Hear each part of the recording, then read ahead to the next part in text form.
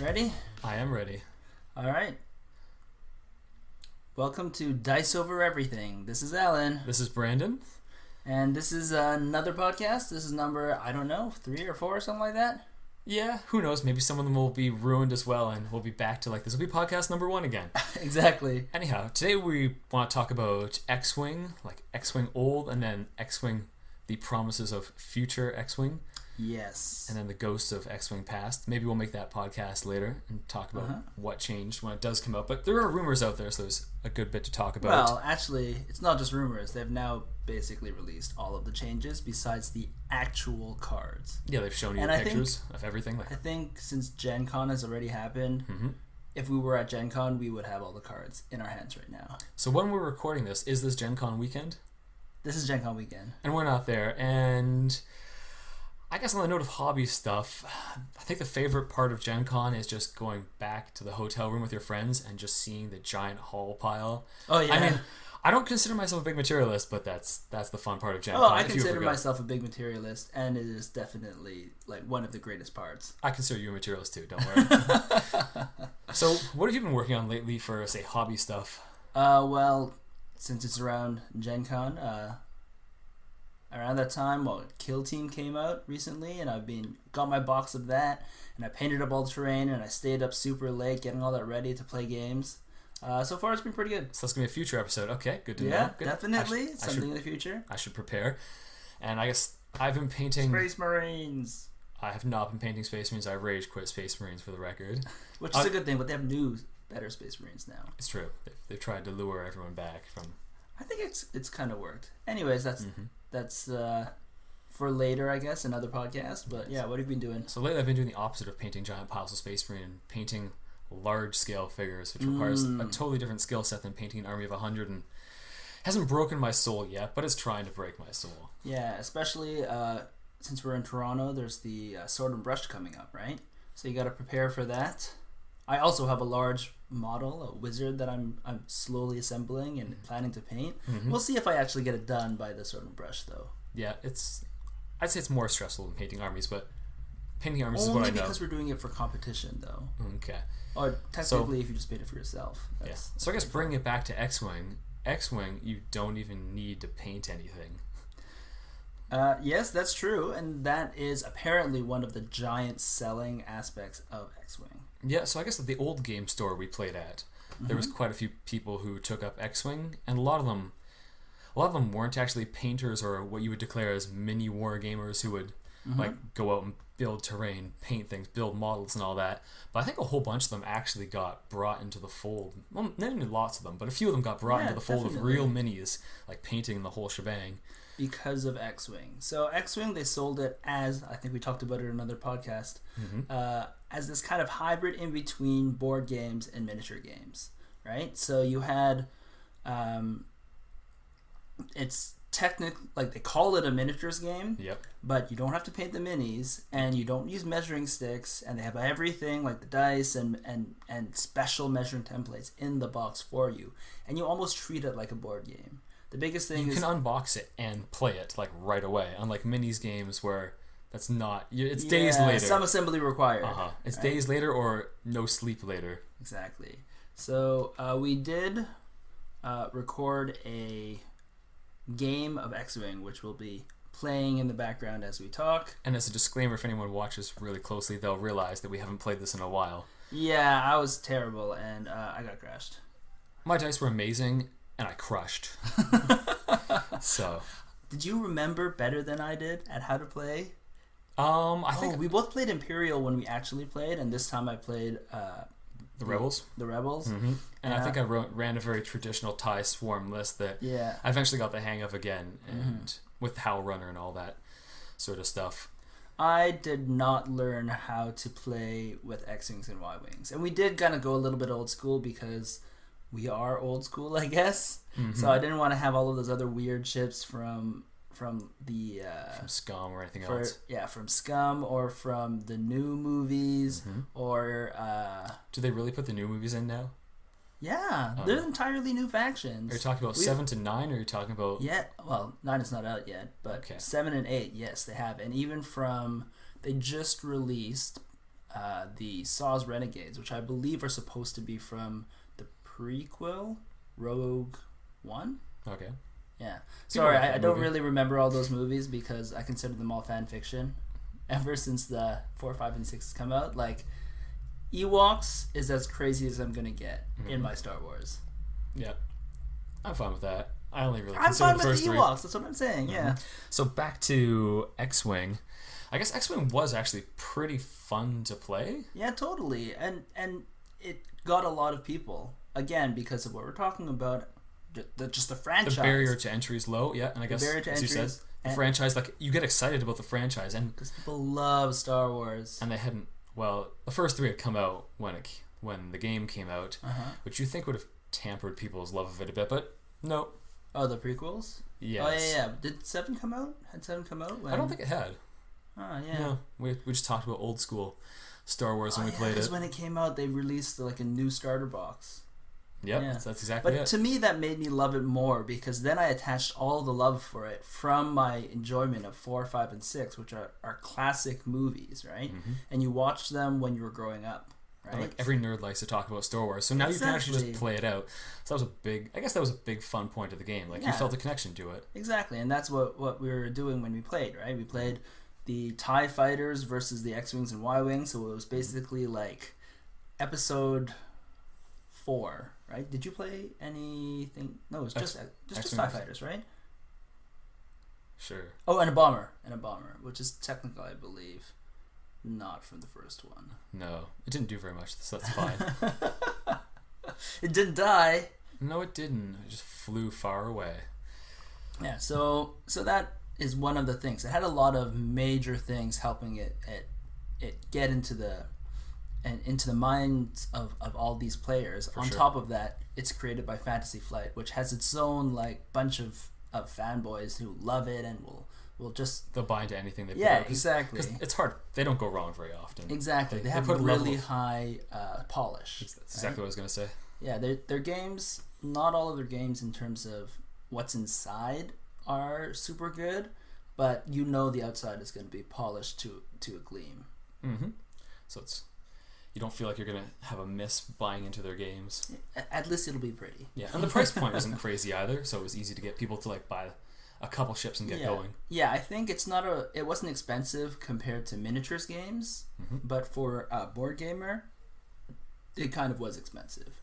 But they tricked people into getting into the game by having the starter box, which was like really cheap, $40. But literally it was 1/5 of an army, 1/4 of an army, right? An X-Wing, and the TIE Fighter's like 24 points, and they tell you to play 100. Yeah, so they're like, oh yeah, here, try this. You cannot even really play a full game with this one. Like you have to buy extra ships.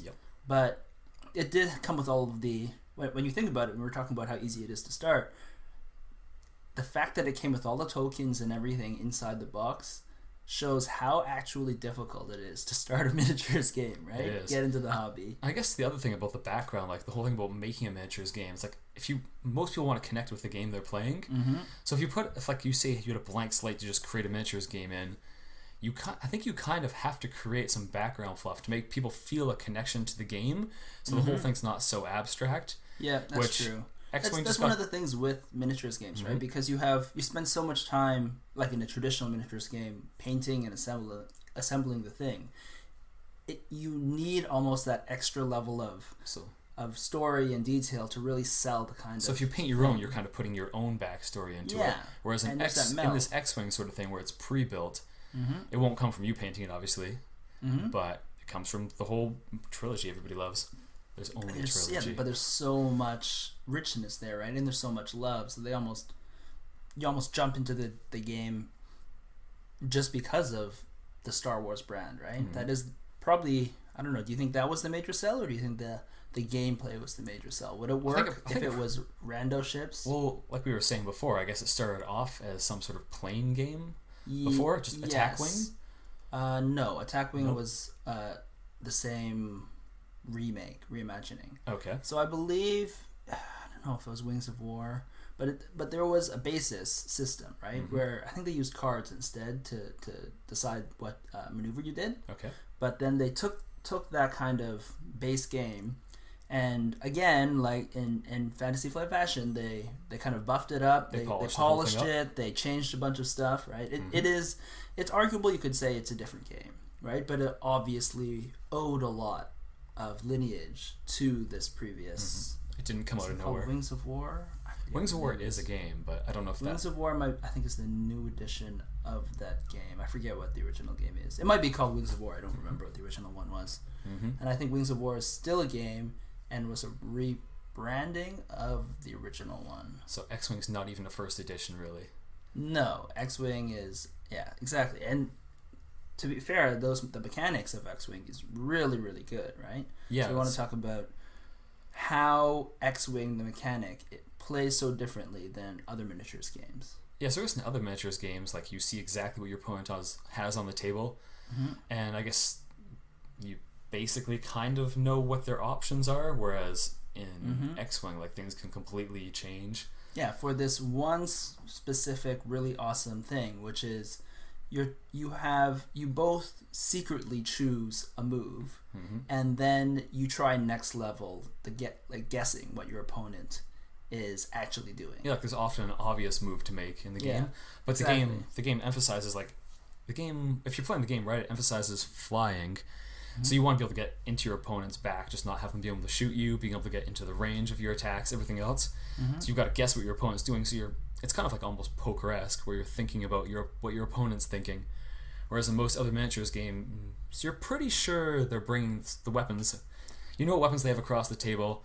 Their guys can only move so far, whereas in X-Wing, your guys are just over top of each other. So it really matters where they go next. Whereas in other miniatures games, there's usually a bit less distance between your pieces. I think the big depends on what game, right? Some games are melee. Obviously, they're going to be right next to each other, right? Yep. But the idea that but usually if you're melee, you're kind of stuck there, so things don't change so much. But the other thing is you don't both secretly choose what you're going to try and do before you actually do it, right? So you're talking about the whole thing about choosing before. So maybe the whole reveal process actually involves like the whole poker thing, where you at some point there's a reveal. I was going to say with poker, right? So the idea with X-Wing is, at the beginning of the turn you have a dial, right, which has all of the moves that each of your ships are going to do. And so you go and you secretly choose each one, and then the opponents secretly choose each one, but you don't know what that person is going to do, right? Yep. And the kind of mindset, the strategy of next leveling the person, or thinking, oh, I'm going to do this, but if my opponent goes there, then my best move is to go and do this other turn, right? And kind of that kind of thinking of trying to bluff your opponent is a lot of times absent in other miniatures games, because the traditional miniatures game, you have complete knowledge, right? You have your army on the board, and then your opponent does all their moves, and you know exactly what they did, and you know the outcome of all the moves they did, right? Usually there's some rolling dice, so there's some randomness, so maybe their plan didn't succeed, but when it's your turn to make moves, you know how everything is known. Everything is known, right? Yeah. And so this kind of decisions where you're both choosing these things and trying to guess what they did is rare in miniatures games because of the traditional toy soldier idea. Exactly, right? But again, this is actually quite popular in a lot of board games, right?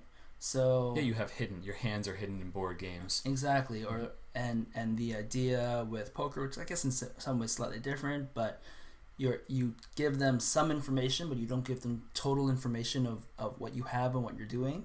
So these kind of things are very popular, but not that popular in miniatures games. And part of the reason why we played Infinity a little while ago, but part of the reason why I love Infinity, because that's one of the few games where you have this kind of bluffing and partial information mechanic, right? There's tons of different hidden mechanics in Infinity. Exactly, where you're like, okay, if I move here, but then it's going to be great, unless that guy actually has a hidden drop trooper that will super punish me later on. So I guess I need to cover for that just in case they have that. But maybe they didn't even bring that drop trooper, right? Yep.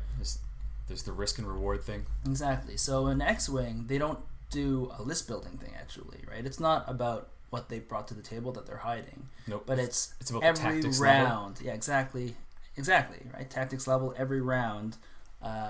they have hidden information, you have hidden information, and you're trying to guess what their thing is to do it. And that is supposed to be the primary thing of the game and why it's so fun and so different, right? Yep, I guess. Yeah, I can't say there's something more fun to X-Wing than that. Mm-hmm. Exactly. So I guess the whole rules being really tight too. It's not one of the, like, if people don't want to have to figure out how to play the game or guess, oh, what does the rule really mean? Everything's really straightforward.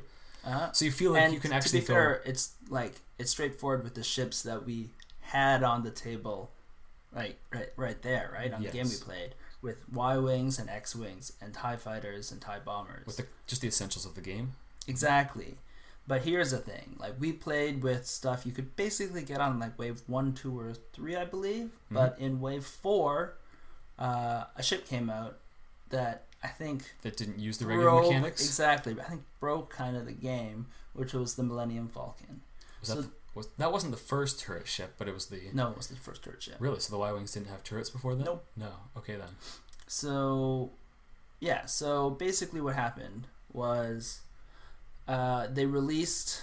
So the game was really tight, and it was a dogfighting game, and it felt like you're flying, like you're dogfighting with X-wings versus Y-wings, and you, depending on what your opponent chose, right, which way they move. If they did like a hard bank right, and you followed right in behind them. Exactly. Like if someone's on your tail, you've got to figure out how to shake them. Exactly, because you could only shoot forward, right, in your front. So if the enemy is in your back arc, you can't even shoot them. Which means if they chose the wrong movement, they're screwed, or you are screwed if you chose the wrong movement. Yeah, and that's the biggest thing you're trying to play around, is to try and get that for you and deny your opponent the opportunity. And I remember when people talked about it in the first couple of championships. I believe Millennium Falcon was a year, actually. So the first year. The first year it showed up. Would always talk about, wow, I love this ship. I love how it flies, right?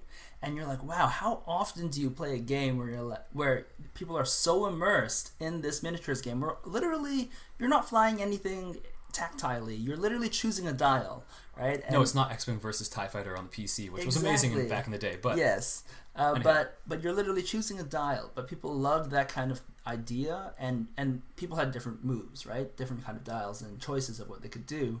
So they felt like they were actually flying it. And when they mentioned their ship of why they like it, they're like, I like how it flies, choosing my movements and stuff. If you described if you had a really good game, you either did really well with your dice, or you flew really well. Yes, if you won, there were two reasons. Exactly. And you felt like a skill ownership. There was a lot less... Okay, so there were stronger, obviously, lists, like all kind of things, but it felt like the list building... You could overcome list building if you were just a better flyer. Like, you could fly your ships better. You didn't show up really worried about rock, paper, scissors matchups. Yeah, because all you need to do is next level your opponent and get into his back arc, and he can't do anything, and you can just blow him up, even if his ships are technically way more powerful and way more OP for the points, right? Yeah, and you knew good players just flew well. Like, they could take your list, and you knew they could beat you. But, of course, like any miniatures game, one of the appeals of miniatures game is that they constantly expand. Right? Yeah, because you want to have something new. You want the game to be... You don't want to do the same old thing every week. Exactly. It's great in some ways. This is the reason why I think board games are more likely to be more polished, because board games in general, they try and make one game, and it can be static for the rest of the time. They can play test it. They can min-max things. Yep. They can have people try and break it, and they can usually get it right. Exactly. If they try hard enough. Exactly. But in a more living game, I guess, where the releases are continuous, there's always the risk that things don't mesh properly with the old stuff, or they mesh too well and it becomes broken. Exactly. They could accidentally break the game. All of the year or whatever kind of playtesting they've done originally doesn't necessarily match up, because they want to constantly build things. So oftentimes their release cycles and testing cycles are much shorter after the initial release, right? So and then the multiplication of permutations. Every single time you add something new, by definition, it has to be new. So it's exponentially more complicated to get it right. Exactly. And so this is, I feel like, what happened. So they introduced basically a new mechanic called a turret. And it basically broke the game, in my opinion. And it didn't fit. I would say it didn't even fit the spirit of the game, because it didn't even fit the spirit. The spirit of the game is to fly well, and be a good pilot. Exactly, and it's supposed to be a dogfighting game, and it even went on a ship that's almost too big for dogfighting. So whenever you saw like I didn't play against it that much because I didn't want to play the people who would just do that. Did we mention what that ship was? Yeah, we said it was the Millennium Falcon. Oh, okay. Yeah, sorry. We would see it just fly in circles around the board that you were pretty sure you could have programmed like an app to do. Yeah. Oh, and then the best list, or one of the best lists in that edition when the Millennium Falcon came out, which has a turret that the big thing is it's 360, so literally you cannot outfly a Millennium Falcon.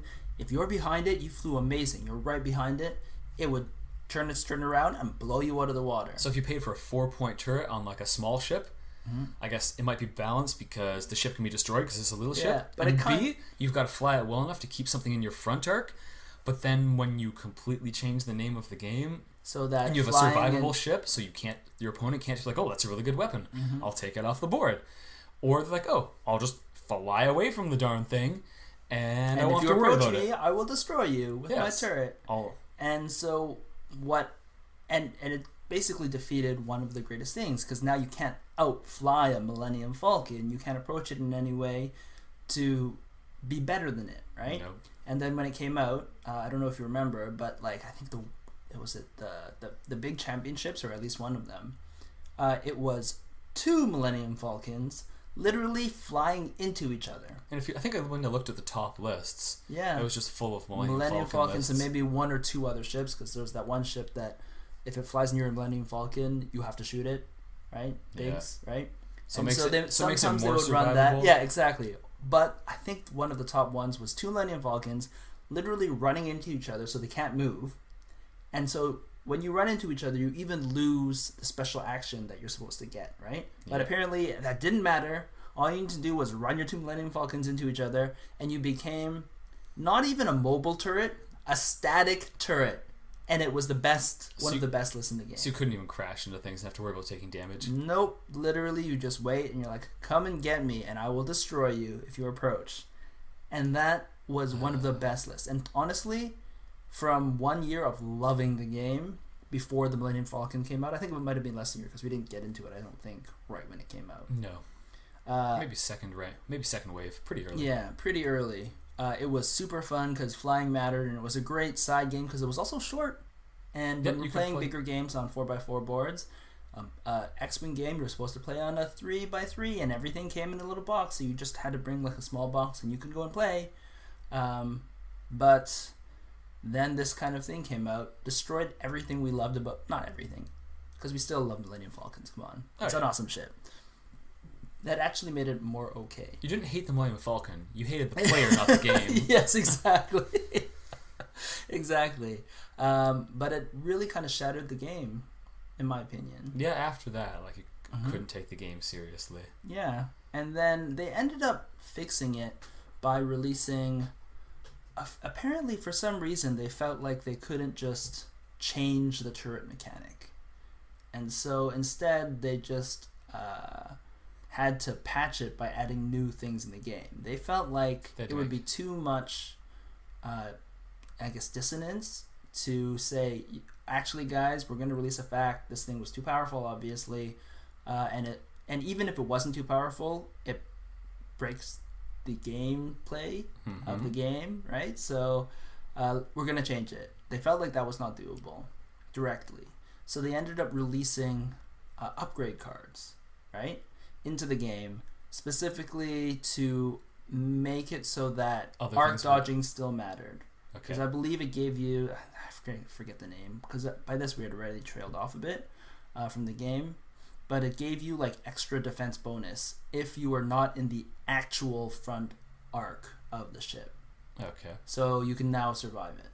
And I was like, really? That's a lot of work to avoid one broken thing. You have to change everything and else. Of course they gave like a million other ships, turrets, and ships that I didn't love as much as the Millennium Falcon, so I'm like, why does this ship even exist now? Right? Yeah. And on top of that, they even released when we stopped playing, there was another broken ship that came out that was, I think it was competitive to the Millennium Falcon. It was the TIE Phantom? Is that what it's called? Oh, are you talking about the one that was basically invisible most of the time? Yes. That was probably about wave 5 or something. Yeah, I think that was 1 or 2 waves after the Millennium Falcon. Where there were just builds where you'd be invisible until you didn't want to be invisible because you were in the person's back arc. And then you would shoot them. Super good positioning. And it had high fire output. So literally you don't have to be good at the game. And it was supposed to be a glass cannon, but it was an invincible cannon until you decided not to be invincible. And then it was a nearly invincible cannon because right after it shot, assuming it had a higher pilot skill than you, 1 or 2 of them could turn back invisible again, if you remember that. So literally it was just invincible, it had super good positioning, and it had super high attack. So there started to be just certain lists out there by even 5th wave. They were clearly better, and you just wouldn't, if you went to a tournament and you wanted to do well, you felt like you were obliged to take a certain form of list. Exactly. So what happened was all the upgrade cards and all these new abilities, things started mattering less about the tactics and who flew the best, and more about just how strong was your list. What combos and stuff did you build into your list to win? Yeah, I would say originally the game was actually really well suited to have like gathering people together to have like sort of tournament format where you just play a couple people on play different people on the same day, have some prizes and have some fun. Exactly, because it was shorter. It was like an hour long game. Yeah, so a smaller board. So unlike something like 40K that might take you hours and hours if you were to play a full size game. Yep. This you can play lots of people, play lots of games, lose some, win some. You don't even have to paint your minis. Yep. The rules, it's very easy for people to pick up and go and play. The rules are tight enough so you're not just sitting there with the book open. You're not sitting there trying to get a ref over. At first, it seemed like really well suited to that. But I guess there was one drawback to the game that didn't make it so suited to tournaments. Was the end point wasn't the best ideal to destroy everybody else's ships. It was one thing where it's like, oh, I gotta wipe you off the board. Yep. Right? And it was one, basically, objective every single game. There was only one mission. Yeah. And there was no limit to the number of turns, which I found kind of... No, that definitely didn't lend itself to tournaments. So it's possible, technically, if we have two ships that have high defense and bad offense, to just be flying in circles. Yes, exactly. And some for a few turns you don't even shoot each other, and then just hope that luckily, eventually, your bad rolling will finally go through the person's defenses and kill them. Yeah, you get one lucky shot at long range, over and over to finish. Exactly. Them. And the game was no longer fun if there's only one ship. Like, each guy has one ship. Yeah. Right? So it lacked that endpoint. But even they knew, like, when they gave you the rules, there was, like, campaign systems in there, which actually would be quite fun to play a couple games in a row of those. They had what they had in the things was missions, right? This is basically, we're beating around the bush. The XWing needed missions where your objective is not always the same thing. And even though the base of the game of flying around is really fun and cool, and the changing of objectives can drastically change how you play the game. And it changes what ships you want to take, because some are going to be better for certain missions. If you've got to control areas, you want tougher ships. Yep. You got to fly things across the board. You want your faster ships. You need to bomb maybe like an actual big ship or something like that, which I believe they had, right?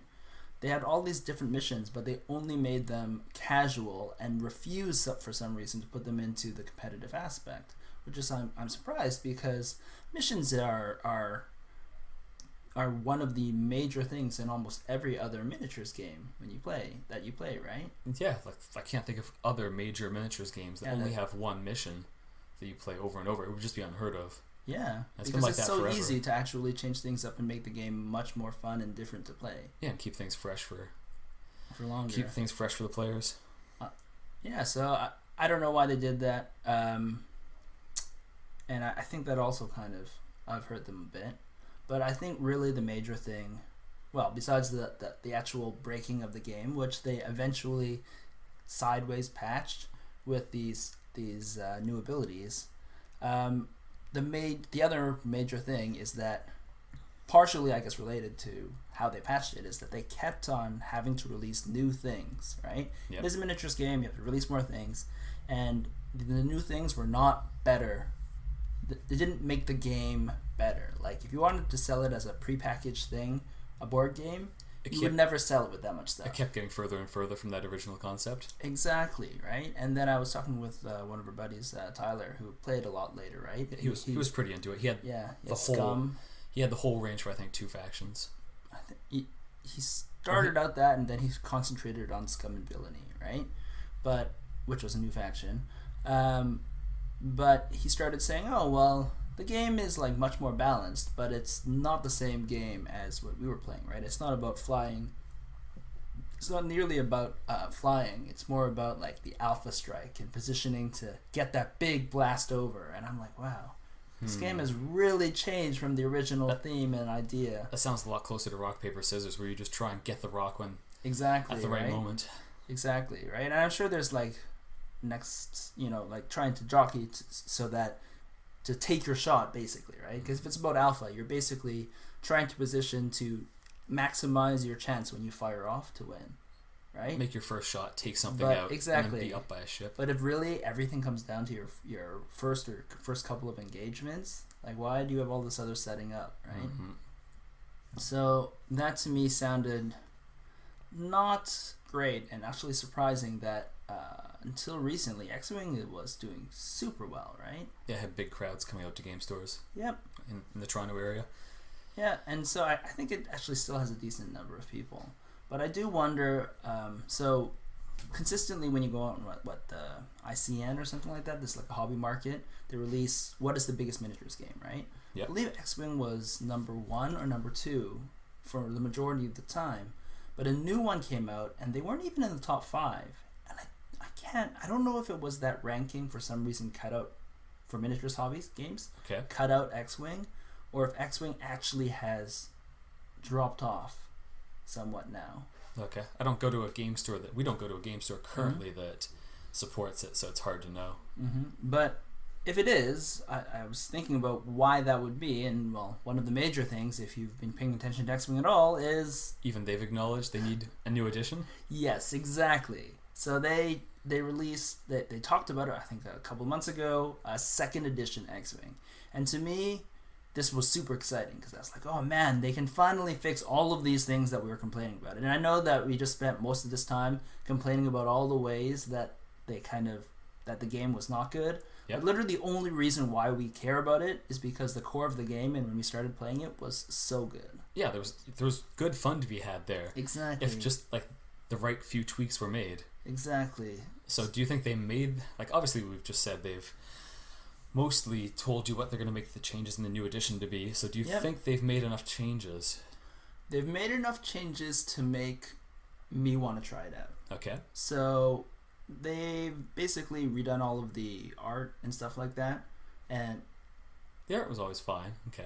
Yeah, right. But of the things that we talked about, they knew, right? Because it was very obvious when the turrets came out that they were broken. Well, right? And even once they made it so they were not like technically broken in terms of lists you want to bring, they made the game less fun. They broke the gameplay that was addictive in the game. Well, it's probably not even good for them for sales if there's clearly a few things you should buy if you're trying to win. Like, yeah, but then they always are like, oh well, buy the new thing with this new upgrade card that will help you win, right? On that note, that was slightly bothersome. There was a list you'd want to run, so you buy the ships, but then you still couldn't run the list because the other ships in the other faction that you didn't even play had the card. Yeah, so basically you have your base ship and your upgrade cards, right? And your upgrade cards make your ships better and tweak their abilities, but all of the upgrade cards you can use are on random ships on the line. So you literally have to go out and buy, I don't know, some random, obviously the new ship, so that you can get a new upgrade card to fly your old ships, which was in some ways brilliant in terms of making people buy stuff. Yeah, as part of a business plan, it's amazing. But you're literally milking your players because they're not going to like the fact that they have to do that. They're not going to enjoy the fact they have to buy an entirely new ship that they're not even going to use. No, they may throw it in the trash because the people who actually play that ship want that card too. So they're going to have they're going to have the ship. Exactly. So of those things, the first thing that I loved and made me want to try it out immediately is they kind of fixed turrets. So they released a new ship, I forget what it was, but basically the idea, instead of turrets being 360, which means that there's no maneuvering involved, turrets now you have to use an action. It's one arc or two arcs, like front and back, or just front, and you have to use an action to turn that arc. So technically, to whichever facing, right? Okay. So technically, you're losing something to change its direction. And it's not 360 all the time. Yep. So literally, if you are the lower pilot skill, right? Mm-hmm. You move. So people with higher pilot skill, which is now called initiative, which is fine. If you move first, right? If the big turret ship moves first. And then they're like, oh, I want to do my turret like this, right? Yep. And so they move their turret so that they have to choose beforehand where they're going to move their turret. And guess where you're going to be. And guess where you're going to be.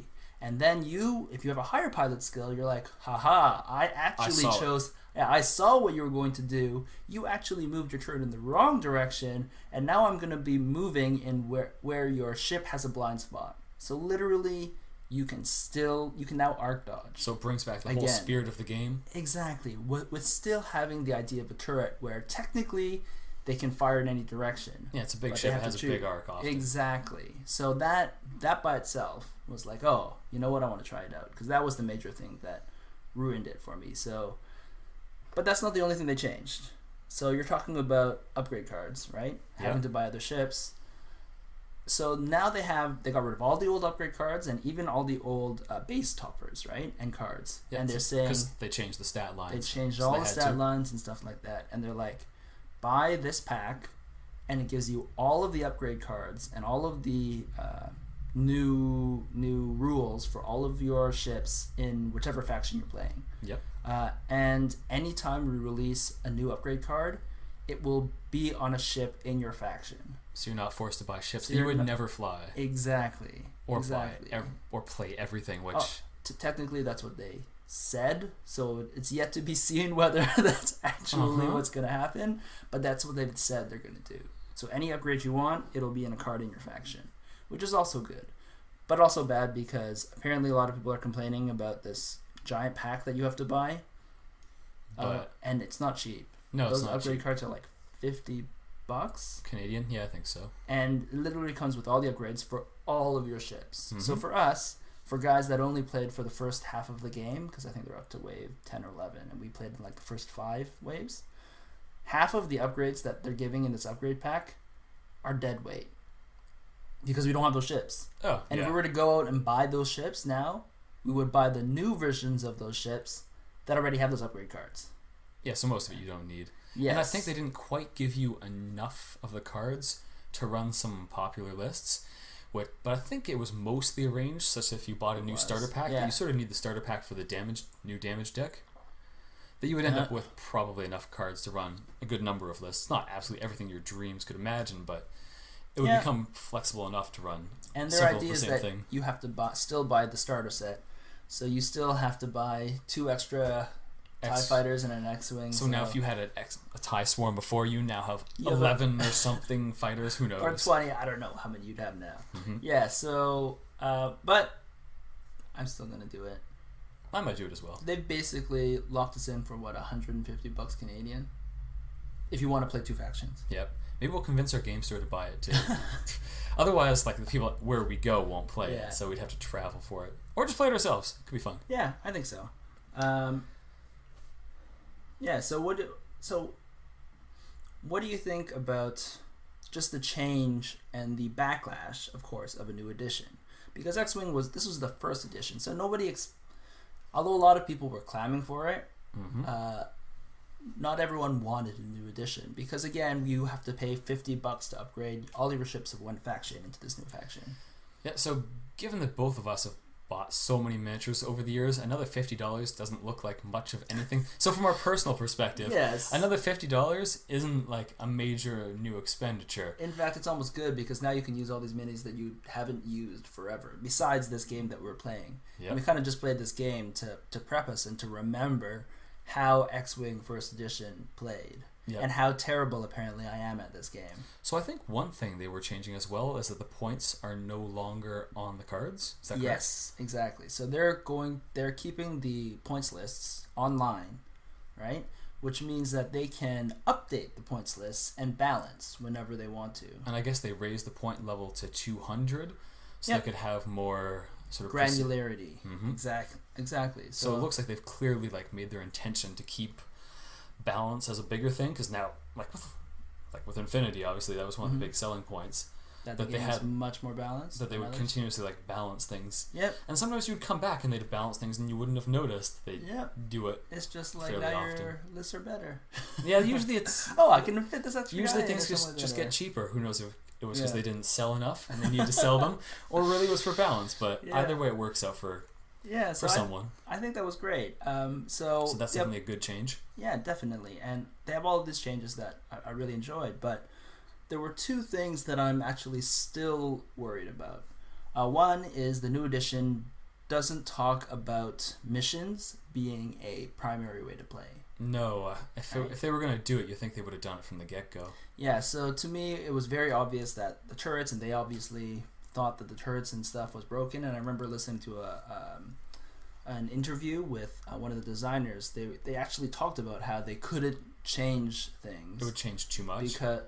Because they couldn't do the giant tweaks because it would break whatever the printed cards of the game, so they couldn't release errata that really changed it. Oh, I guess especially if they made things that were meant to counter turrets. They've now made all these releases that would no longer be needed because the patch wouldn't even be needed, but the patch is literally a product they released. Yep. So they have these band-aids upon band-aids that ended up being a straitjacket of their design.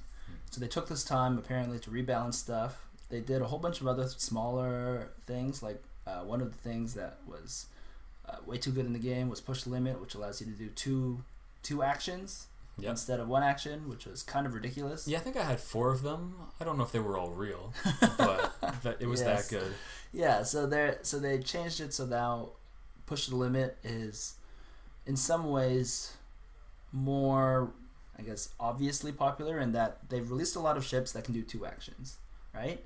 But instead of you having to just take push the limit upgrade card in your upgrade slot, they just printed it on the card, but they limited what 2 actions you could do. Okay. So literally it's like certain ships can do a barrel roll and then a boost, right?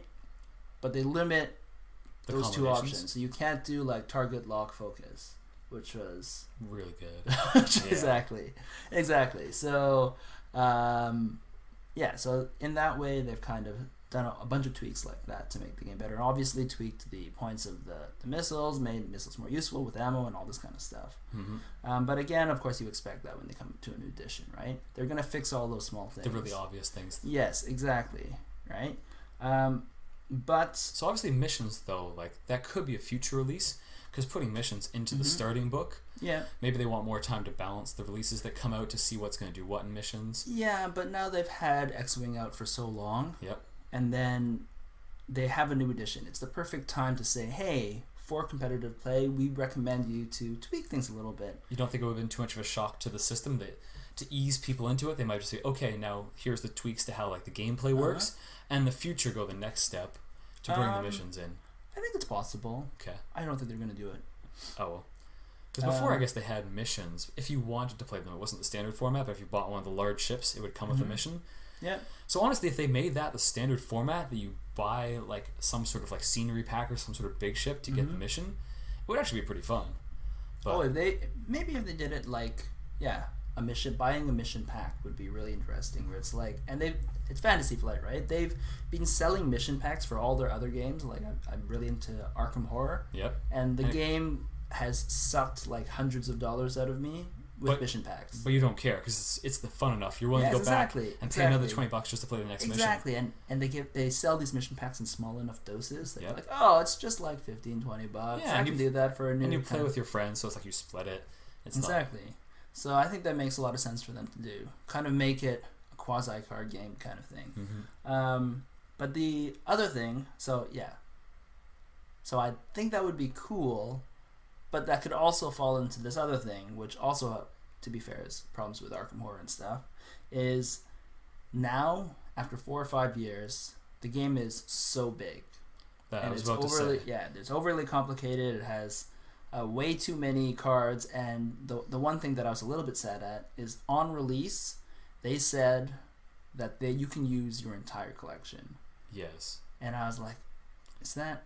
Okay, I understand trying to keep people keep everyone happy, but the problem is when you try and keep everyone happy, you don't necessarily reach the best solution. Exactly. And so... Because that's actually impossible. Yes, usually. And we talked about how just from the fact that the thing is so big, it's almost too big now. Yeah. Right? It's already too big. And I understand you got to sell more ships. But it becomes intimidating for new players. It becomes having to remember too much. There's certain ships that are just clearly better than other ships. And all the ships work a little bit differently because they have to, otherwise they're not new. Yep. So then a new player is like, oh my god, what's going on, right? Mm-hmm. And this is one of those missed chances I think they had with the new edition, is you can reset people's expectations. Yeah, and they've told people far enough away. If they told you like now and the release was coming out half a year, maybe more from now, that these ships won't be used anymore, here's your disclaimer. Or even try to double dip, as in saying, listen, on release, this portion of everyone's collection is usable. Yep. Go back and try out your X-Wing, your Y-Wings, like all of these ships that were not that popular before. Go back, take them out of the dust them off. This is the new game. And then, by the way, your upgrade pack is now half the size, so maybe it's half the price. So maybe sticker shock is not bad. So maybe there'd be future waves where they release the pack and then they stop producing the ships. Yeah. So you could buy them now if you want them for the future. But then on like wave whatever of edition 2, they release the pack so the old players can use it. Exactly. And now they're like, hey, remember all of these ships that you have? We promised you we release them now, and now we release all these new ships, and now you're tired of all of those new ships those old ships that were new again. Now your other old ships that you couldn't play with are new again as well. Yep. You can kind of like double up on the hype, and I'm not marketer. I don't work at Fantasy Flight. I just feel like that would be a lot more of a win. And maybe I'm wrong. Maybe they did a bunch of market research, maybe the core group would be super offended. And but maybe they wouldn't, because they get to use all these other ships, and maybe it's worth it for the people that you lose, for all of these other people that you gain. And it seems like the biggest complaint that people had when second edition was announced was that the upgrade pack was too expensive.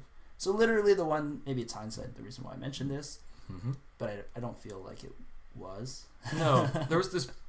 It seems like there's quite a bit of contents in there, because you need to have multiple editions of the toppers for the bases, and you need to have lots of cards, and you need to have... But then you can have half of them, right? So your thing's cheaper, and then you just say, oh, if you want to use them, just buy 2 of them, right? Exactly. So, and I don't know, this to me is one of my pet peeves. Actually, it's not just X-Wing that is way too big. No, right? A lot of games eventually suffer this. Even our favorite game, Infinity, is honestly, it's too big. Yep. The game has too many models, they're releasing new models, and there's too many things. And they don't take anything away. And the only company that kind of does that, which when I was young I hated, was Games Workshop. Yep. They actually cut things and kick it away, and it's a super blatant cash grab. They're like, well, we don't want to do that. We don't want to have to print off a whole bunch of huge number of SKUs, because that's bad for merchandising. Yep. So we just kick them off, and some of those things we keep on the website. And now here's all the new things, and slowly the things that are only ordered on the website we will just get rid of, and you can't use them anymore. And then they even have this idea of new editions, so every new edition they just remove some stuff to put in new stuff. Yep. So they keep it small, and I was like, oh, so the game stays fresh, and the old not as good looking models can go out, the less new stuff goes out.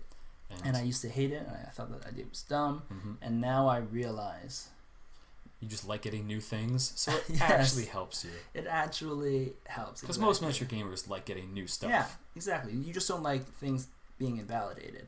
And this is one of those things that I think would, I've thought of different solutions, like, which other people have not really done, but people kind of do in the casual game space and Games Workshop games, is if you get something that's invalidated, you just play it as it counts as. You proxy it. You proxy it. And so they would say, let's say in X-Wing, they said, oh, well, these X number of ships are not playable right now, but here's a list of things you can proxy with them right now. So people would know what it actually was. There's just a list of what it becomes. So, yeah, exactly. So your Phantom maybe is a TIE Defender for now.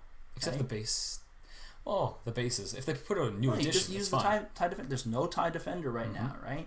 But if you want to use that ship, it looks cool. We agree. Yeah. Here are the proxies that you want to use right now. Yeah, the problem is that game has toppers that nobody really looks at because they're tiny. But you would put on the topper, right? Because the topper's not glued to the thing. Yeah. So literally, you just put your ship on top. You have to get the topper from somewhere. But. Well, you still have to buy the original things, right? Yep. The new things that have to upgrade to the new edition, right? Exactly. I don't want the company to go to business. No, I just feel like if you did something like that, that would assuage the fears of everyone, and that's, I feel like, what other miniature companies should do, right? Like we said, this is not just a problem of this is the nature of the expandable game, right? It doesn't even just affect miniature games. Card games is the same kind of thing. Yeah, and they've all had to deal with it because they've become even worse than card games. Yeah, because it's all about those new cards, and so what they do is they rotate it out in standard, like, and a lot of people complained in Magic when that happened. Right? But now it's just become accepted practice. It's just become accepted the fact that practice. people know it's going to happen ahead of time, and they know, like, they have so much advance notice it's going to happen. It's years, basically, in Magic. It's years, they know it's going to be and gone. Fantasy Flight did the same thing with their CCGs. Yep. They did it with Android, and they said, oh, in a couple of years, we're going to rotate other stuff out. And then, just as they were going to rotate stuff out, they canceled the game. Yeah. So, they hinted. Yeah, they're like, oh, by the way, the entire collection is going to be rotated out. Yeah. But I mean, it got accepted in that space. That's a painful laugh, I'm just saying. Although I didn't really play that game. So, yeah. Is there anything else we want to talk about? I guess we're excited about the new edition. Yeah, we're willing to pay the exorbitant cost that some people think it costs, even though we're not the biggest fans of the game. So, yeah, well, we might be once we play the new edition. We could be. We could try and drag our game store to get the game. Yeah, I think it'll just do well, just from that it's Star Wars. Yep. You do have the problem that the SKU line's kind of huge. Terrible, unfortunately. I was going to say that. It's a lot weaker license than it was. It has the stain on it 5-10 years ago, right? But there is going to be a big blockbuster movie, which might help. That's been said before. How many times? Anyhow. Yeah. Anyways, yeah. Yeah, we hope you enjoyed this, and we hope you enjoy the new edition when it comes out. If you have any sort of comments on what you're hoping for the next edition, maybe add them below. Yeah, totally. And we'll probably put in some sort of email and shit. Yeah, there should be comment. It should be commentable. Yeah, there should be. That's the easiest way. We're definitely going to put some way for you to send us comments and details and stuff. Yeah. All right. Well, thanks for listening. All right. This has been Alan. This has been Brandon. All right. Still no catchphrase, eh? No, we should have had an X-Wing specific one for this podcast, but. Pew pew. Where's the laser thing? Edit the laser thing later. All right. Bye.